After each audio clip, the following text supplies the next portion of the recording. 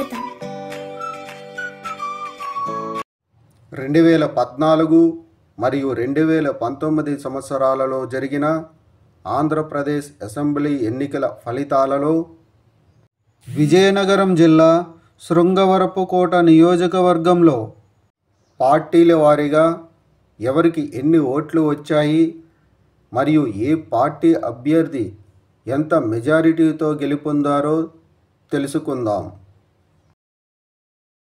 ముందుగా 2014 సంవత్సరంలో జరిగిన ఆంధ్రప్రదేశ్ అసెంబ్లీ ఎన్నికల్లో విజయనగరం జిల్లా శృంగవరపుకోట నియోజకవర్గంలో తెలుగుదేశం పార్టీ అభ్యర్థి కోళ్ళ లలిత కుమారికి 82,142 ఓట్లు, వైఎస్ఆర్ కాంగ్రెస్ పార్టీ అభ్యర్థి రొంగలి జగన్నాథంకు 53,605 ఓట్లు, కాంగ్రెస్ పార్టీ అభ్యర్థి ఇందుకూరు రఘురాజుకు 30,696 ఓట్లు వచ్చాయి.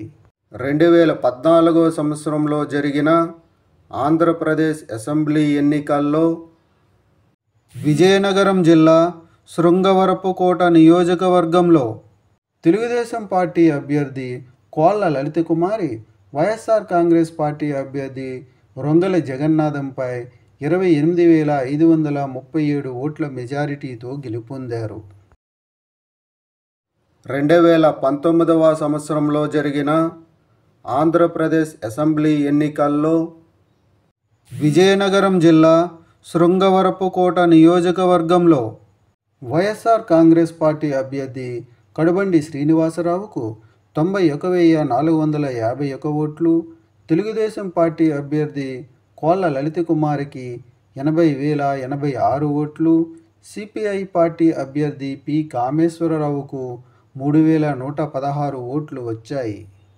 2019 సంవత్సరంలో జరిగిన ఆంధ్రప్రదేశ్ అసెంబ్లీ ఎన్నికల్లో విజయనగరం జిల్లా శృంగవరపుకోట నియోజకవర్గంలో వైఎస్ఆర్ కాంగ్రెస్ పార్టీ అభ్యర్థి కడుబండి శ్రీనివాసరావు తెలుగుదేశం పార్టీ అభ్యర్థి కోళ్ళ లలిత కుమారిపై 11,365 ఓట్ల మెజారిటీతో గెలుపొందారు.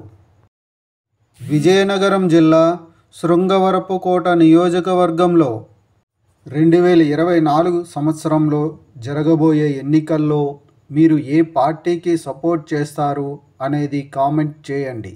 Thank you.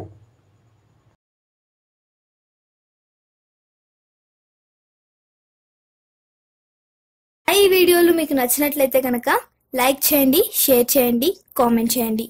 మరిన్ని వీడియోల కోసం సబ్స్క్రైబ్ కూడా చేయండి.